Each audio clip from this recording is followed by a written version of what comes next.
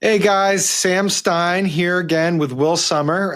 And for today's episode, we decided that we were going to coordinate on outfits before we appeared on YouTube, which is why we're looking alike. Will, you look great. Hey, thanks. You as well. Great choice. A real fashion icon. We are here to talk about Candace Owens, who is in a bit of trouble. She may or may not have caused an international diplomatic crisis. She is being sued by Brigitte and Emmanuel Macron for defamation. And as Will is reporting in today's False Flag, it's a serious suit. Like, it's a really fucking serious suit. You talked to a bunch of libelers who talked about that. We're going to get into it, but first, subscribe to our feed. We appreciate it. Click the button. Really, it helps so much if you subscribe to the feed and share this with your friends. All right, Will. So this has been kind of in the ether for about a week now. I hadn't really been paying, honestly, like total attention to it. It's definitely been on my radar. And then I read your False Flag and I got into like the specifics of what Candace Owens had alleged about Brigitte Macron. And I was like flabbergasted. It is the most ridiculous, outlandish, stupendous conspiracy in a long time. Can you unwrap it in a way that it's never going to make sense, but can you just unwrap it for us? Yeah, sure. So basically, I've gained this information from watching copious videos. I mean, this is an 8-part podcast series. And I went into it. Podcast. Was that? How long were each podcast? Oh my gosh, like 40 minutes plus, God. So it's strapping in here. So it's a lot. So basically I approached it in kind of the same way that you had. It was sort of in my peripheral vision here. I thought this was like when people say Michelle Obama's a man or what have you, just kind of like this BS claim. But there is much more lore here, and there's much more, and gets kind of crazier than just this accusation. So basically, I should say Candace Owens is drawing this from these sort of years old, French far right claims, one of which was made by a spiritual medium. So it appears basically just to lay the groundwork for how she got onto this. The Macrons allege they're basically like, all right, she was leaving the Daily Wire in March 2024. She was like, what's something that's going to make a big splash for my career? And she digs up this discredited claim from 2021 about Brigitte Macron being trans.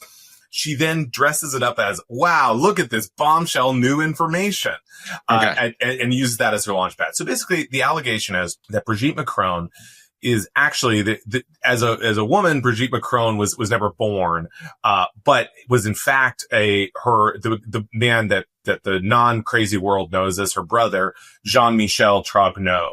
And so there is, just to be clear, there is no Brigitte Macron, never was born. It's in fact her brother who transitioned to being a woman. Yes, in his 30s. And basically there's a lot of evidence that this is not true. We're going to get to the debunking, yes, but continue on the conspiracy, because it just gets crazier from here. Yes. So basically, let's say Jean-Michel in Candace's telling transitions to being Brigitte Macron. Then she's teaching at the school where she meets Emmanuel Macron. I mean, this starts to match up as her student.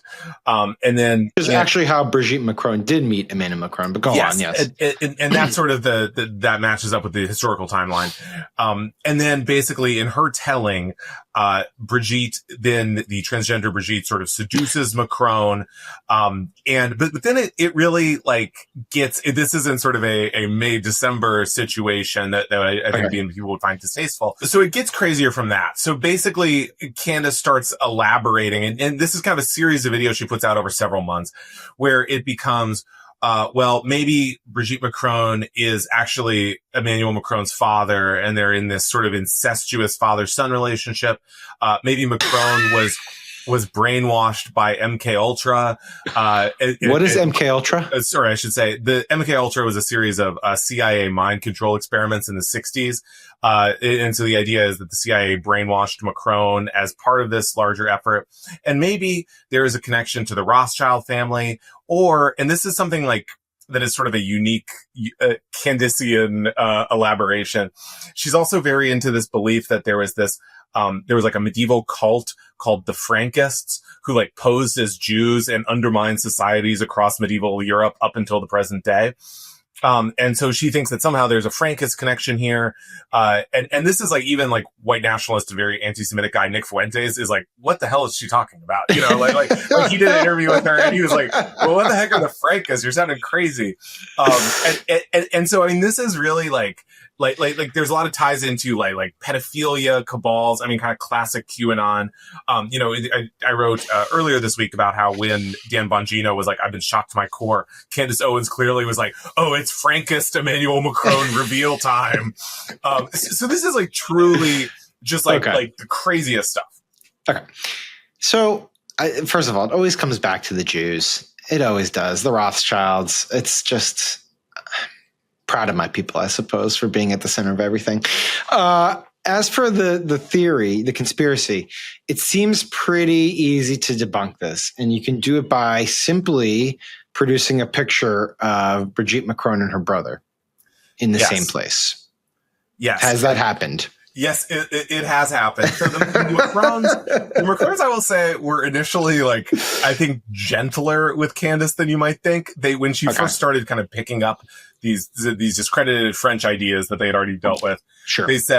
They sent her an email that said, like, you know, here's all this information. You know, here's a picture of her birth announcement from the 50s that proves, you know, she was born a woman. And, you know, also here are all these videos of Jean-Michel Trogneau, who's a private person. So he's not like that available in the way that Brigitte Macron is, but he did go to Macron's swearing in. And so here he is, and here he is next to his sister. So you can see that she's not like pulling a mask off or something. Like they exist together in the same place.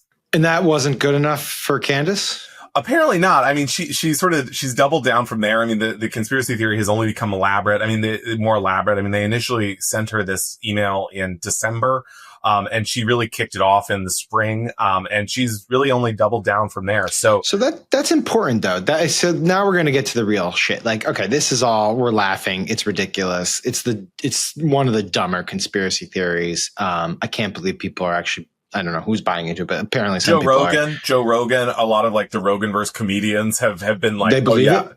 Oh yeah. Well, and this is part of the lawsuit because, you know, they're saying on these enormous podcasts like Joe Rogan will say, Brigitte Macron is 100% trans. She's part of this whole cult. I saw it on Candace Owens. Oh my God. All right.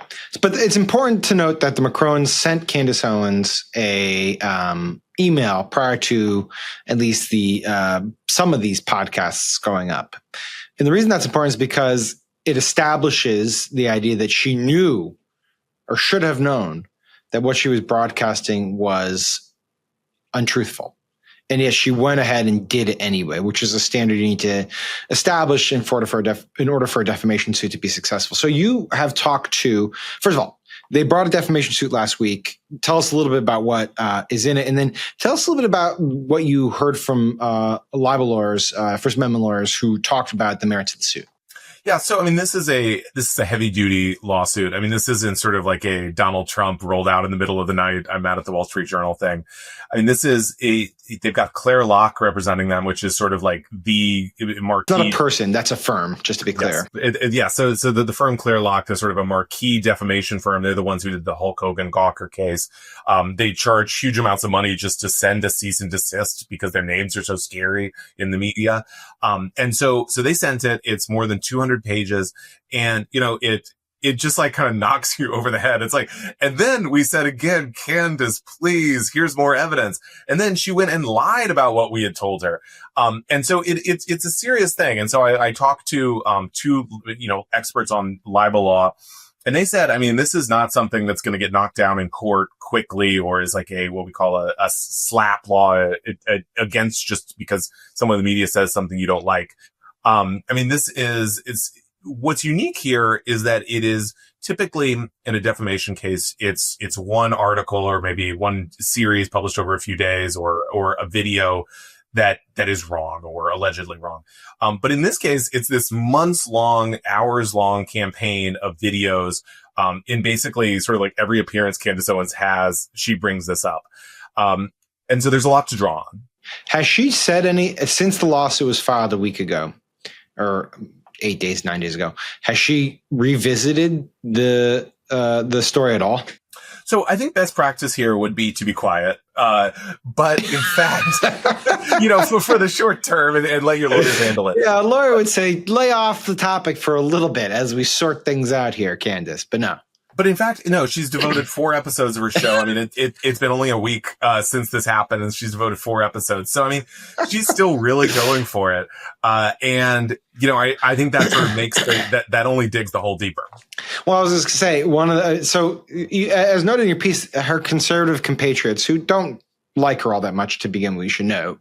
But they're not like rallying to her side here. And I thought one of the more telling things was Eric Erickson, who I think posted saying like her defense right now is that she actually believes the claims, which I don't know. I mean, maybe she does, but she certainly was told that they are false. So, but she's not getting a lot of support from people in the conservative MAGA influencer world. No, I mean, she's a very incendiary character. I mean, she was basically fired from the Daily Wire. They sort of broke up on unpleasant circumstances.